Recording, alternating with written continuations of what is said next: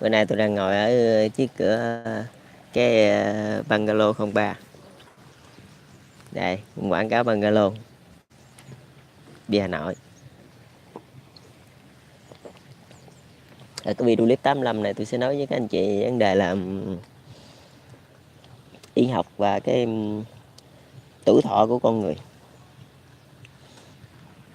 Các anh chị nghĩ là các anh chị trị bệnh của con người là các anh chị có thể kéo dài tuổi thọ.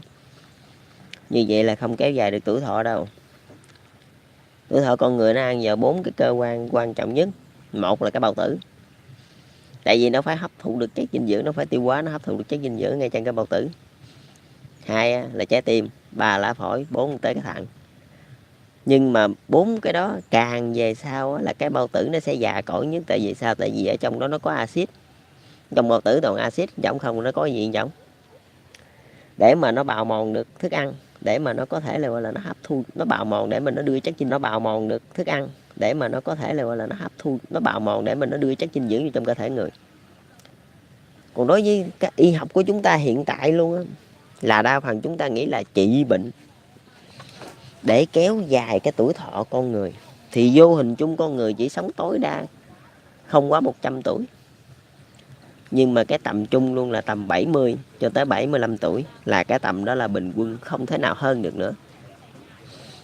Nếu mà xét từ cái đời ông Tần Thủy Hoàng đó là cách đây đã 3.000 năm mà.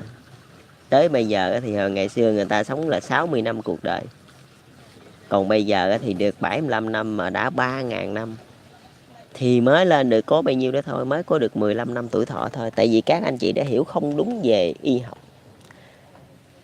Các anh chị không hiểu, không phải là các anh chị hiểu không đúng về y học, mà là các anh chị không hiểu đúng về cái quan niệm tuổi thọ của con người. Nó bắt nguồn từ cái chỗ nào. Nghĩa là các anh chị nghĩ trị bệnh là con người sẽ sống lâu. Nhưng mà xin thưa với các anh chị, một khi mà đổ bệnh rồi con người đó sớm muộn gì cũng phải chết. Các anh chị kéo được 1-2 năm thôi, chứ làm sao mà các anh chị kéo được 20-30 năm, làm gì có chuyện đó. Như bệnh ung thư đi, bây giờ trị hết rồi đó, thì cái cơ thể nó cũng èo ọt rồi, sống đâu có được lâu nữa các anh chị. Tôi cho rằng sống 20-30 năm đi, nhưng mà rốt cuộc thì cũng không được lâu đâu, tôi nói thiệt. Tại vì sao? Tại vì nó đã bị èo ọt rồi, chứ nó đâu phải như là một cơ thể bình thường của mình nữa đâu. Tại vì sao? Đó là cơ thể của một người bệnh đó. Còn ở đây mình nói tới cái trường phái là thay thế, gọi là nội tạng, mà người ta gọi là thay thế phụ tùng. Giống như chiếc xe máy mà chạy một thời gian lâu, thiệt lâu, cái chuyện mà các anh chị thay đầu tiên là cái gì? Là cái bích tông, chứ đâu phải các anh chị thay mấy đường dây điện. Nó đâu ăn nhầm gì đâu, miễn cái bích tông còn chạy là cái máy còn chạy được, chứ không vậy đó. Không, cái bích tông với hai cái xúc bắp mà còn hoạt động là cái máy chạy được. Thì con người cũng vô hình chung là như vậy, miễn trái tim với cái bao tử mà còn hoạt động, bao tử còn cung cấp dinh dưỡng năng lượng cho trái tim còn đập, nghĩa là còn sống. Vậy thôi, tới dù tôi không có lão phổi, tôi không có trái thận luôn, tôi có thể kiếm cái khác, vẫn có thể sống được. Nhưng mà vô hình chung á, cái bộ não của con người á, là sẽ rất là mau chết đi khi mà không có máu. Nhưng mà nếu có máu rồi đó, nếu mà được bơm máu, được bơm oxy để nuôi dưỡng đầy đủ á, thì hầu như nó sống trên dưới có khoảng mấy trăm năm á các anh chị. Tại vì và nó sẽ không bao giờ gọi là bị giống như là chết yểu hay này kia đó. Với lại phần não của con người các anh chị nhớ kỹ nha, nó ít khi bị bệnh lắm. Cái hộp sọ của mình nó ít khi có bệnh hoạn gì ở trong não lắm, ít lắm. Đa phần là mình bệnh ở mấy cái phần khác. Tại vì sao? Tại vì những cái phần khác đó, nó bơm cái năng lượng về cho não, chứ não đâu có tạo ra năng lượng. Nó chỉ tiêu hao năng lượng thôi. Giống tôi nói chuyện đây nè, những cái thành phần khác nó bơm máu về não để mà tôi tiêu hao năng lượng để mà tôi suy nghĩ, giống vậy đó. Bởi vì mình phải biết cái phần nào nó hao mòn nhanh nhất, rồi mình quyết định đó là mình mới đưa ra những cái biện pháp gọi là thay thế, chứ không phải là mình đưa ra biện pháp thay thế, chứ mình không đợi tới bệnh, mình chỉ giữa chừng thôi là mình đưa ra biện pháp thay thế là được đó. Cái biện pháp thay thế ở đây là biện pháp nhân bản, nhưng mà tôi không có yêu cầu các anh chị nhân bản một con người nha, tôi không yêu cầu các anh chị làm chuyện đó. Các anh chị nhân bản một con người được, tôi biết, chứ không phải không biết. Nhưng mà ở đây tôi yêu cầu các anh chị đơn giản thôi, là nhân bản một cơ quan nội tạng thôi, tôi không cần nhân bản một con người. Thấy không? Tức là các anh chị cứ làm giống hệt bằng một cái cách hết sức gọi là bình thường, là các anh chị lấy cái gen của cái người đó, đó. Như bây giờ tôi 20 mấy đi, cơ thể tôi còn mạnh mẽ nè, tôi sẽ lấy cái gen cũng giống như cái trường hợp đông lạnh trứng vậy đó. Nghĩa là tôi còn trẻ, tôi lấy cái gen đó, cái gen của cái bao tử tôi đông lạnh tôi để đó. Mai sau tôi 60 mấy 70 tuổi bắt đầu tôi nhân bản từ cái gen lúc tôi 29 tuổi. Tôi cắt bỏ cái bao tử 60 tuổi rồi già cỗi đi tôi dục. Tôi đưa cái bao tử 29 tuổi vô, nó hoạt động rất là mạnh mẽ, lúc đó cơ thể tôi tràn trề năng lượng. Thì làm gì có vụ teo cơ ở đây. Phải không? Đầu tiên là cái chuyện đầu tiên là phải thay cái bao tử. Tại vì khi càng về già các anh chị không có hấp thu được đồ ăn đâu. Phải không? Mà nếu mà các anh chị không hấp thu được đồ ăn, chính là cái chỗ là nó kiệt quệ từ từ. Rồi đâm ra mình già, mình yếu từ từ, rồi chết. Giống vậy đó. Bởi vì mình không kéo dài được tuổi thọ là như vậy. Cái phương tướng trường sinh bất lão là của ông Tần Thủy Hoàng, ông đi kiếm hồi ngày xưa đó. Nhưng mà ở đây á, mình không phải là trường sinh bất lão, mà là mình kéo dài tuổi thọ có thể lên tới tầm 200 cho tới 300 năm. Nếu mà tôi đoán không lầm.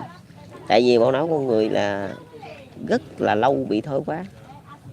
Càng về sau phải không? Những người mà bị giống như là bị lãng trí, bị đãng trí là tại sao? Tại vì họ bị thiếu máu lên não, họ bị thiếu nguồn năng lượng nên họ bị như vậy. Tại sao những cơ quan kia nó muốn tê liệt hết trơn rồi, trái tim gì rồi, trái tim thì hết muốn đập rồi, còn bao tử thì cũng muốn nghĩ, muốn tiêu hóa thức ăn rồi, làm sao mà có năng lượng cho não, thì não phải quên nhớ chứ làm sao. Người già mà đương nhiên những cái phần quan trọng mình thay là không phải thay cái não. Mình thay những phần khác là đảm bảo rằng người ta có thể sống lâu là một. Thứ hai nữa là người ta sẽ không bao giờ quên những cái chuyện trước kia. Tức là mình có thể cho phép con người sống lên tới 200-300 năm. Không lẽ mình ở đây sống thua con rùa? Cái chuyện đó là chuyện phi thực tế. Tức là mình sống được tới 200-300 năm tuổi thọ là chuyện bình thường. Nhưng mà tại vì mình hiểu sai về cái vấn đề đó, mình cứ nghĩ là trị bệnh là sống lâu. Trị bệnh không bao giờ sống lâu được. Người mà mắc bệnh làm sao sống lâu được? Giống vậy như người ta thọ 100 tuổi đi, nhưng mà với chừng mới 30 tuổi à, người ta mắc bệnh thì giống như là 20-30 tuổi vậy đó, người ta mắc bệnh thì trị làm sao sống được 100 tuổi, ít nhất cũng 60-70 lên được, giống vậy. Phải không? Thì nó quá chi gọi là nó ngắn ngủi. Mà mình đây mình nghiên cứu biết bao nhiêu năm, mình kéo dài biết bao nhiêu năm được, 15 năm là 3.000 năm nghiên cứu nha các anh chị. 3.000 năm nghiên cứu, biết bao nhiêu người bác học, y học đổ ra đó, chỉ kéo dài được có 15 năm thôi. Là hồi đó 60 năm cuộc đời, giờ 75 năm là bình quân thôi, mình tính bình quân đó. Còn những cái trường hợp mà sống 90 mấy trăm thì tôi không nói, đó là đặc biệt thôi. Các anh chị nghĩ có bao nhiêu người mà sống được tới cái tuổi đó? Rất là ít người sống được cái tuổi đó. Đó. Vì vậy là đầu tiên các anh chị phải lập những cái tổ, gọi là những cái tổ nhân bản nội tạng.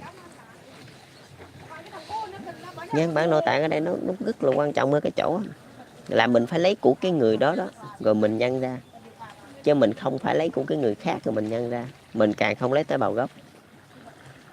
Tức là mình lấy ở cái đoạn giống như người ta 20 tuổi thì mình lấy cái gen lúc mà 20 tuổi mình để đó. Cái mô phỏng thì đương nhiên các anh chị phải có cái mô phỏng 3D chứ. Thì các anh chị có mô phỏng Iran vậy đi, mặc dù để ở ngoài là nó không hoạt động, nhưng mà khi gáp vô cơ thể người là nó hoạt động nha các anh chị.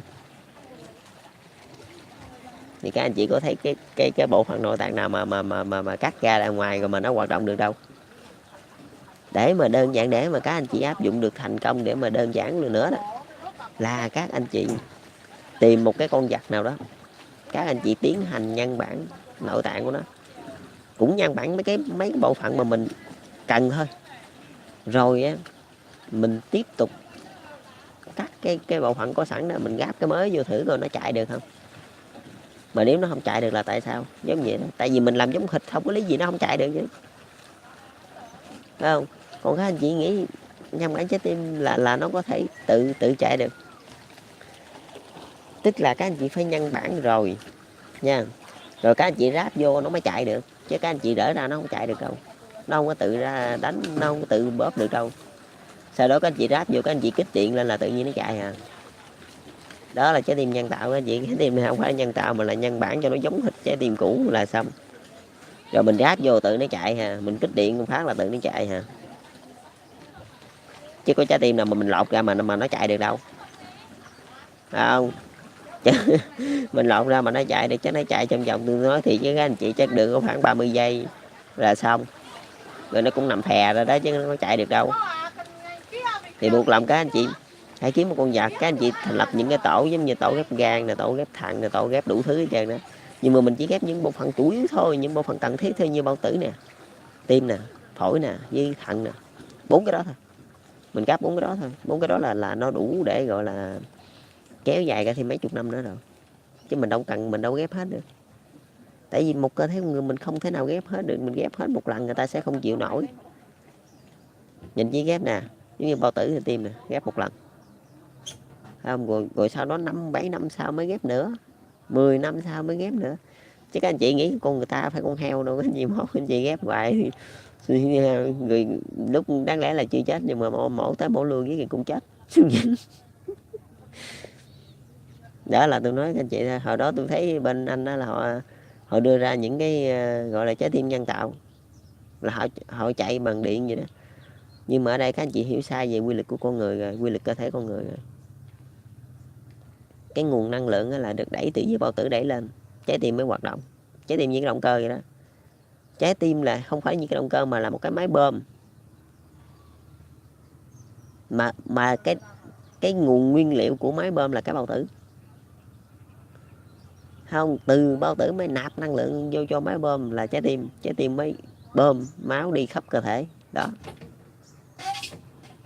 Chứ trái tim không có tự làm một mình được, không có tự nào mà hoạt động một mình được. Sao hoạt động mình được? Các anh chị chế trái tim nhân tạo ra, các anh chị quăng lên bàn rồi các anh chị để cho nó chạy không được mấy ngàn nhịp, thì nó hoạt động một mình là sao hoạt động được?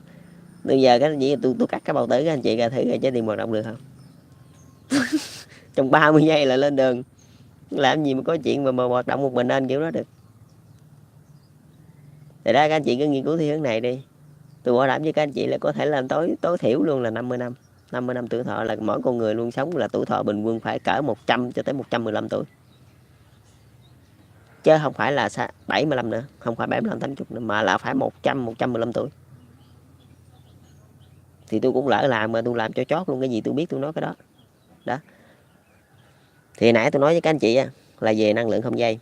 Bây giờ tôi nói với các anh chị về y học và kéo dài tuổi thọ. Tức là tôi nói những cái vấn đề khác nó tản mạn chút đi. Còn nguyên lý trị nước về nội lực và ngoại lực của một nhà chính trị thì video clip sau nữa đi.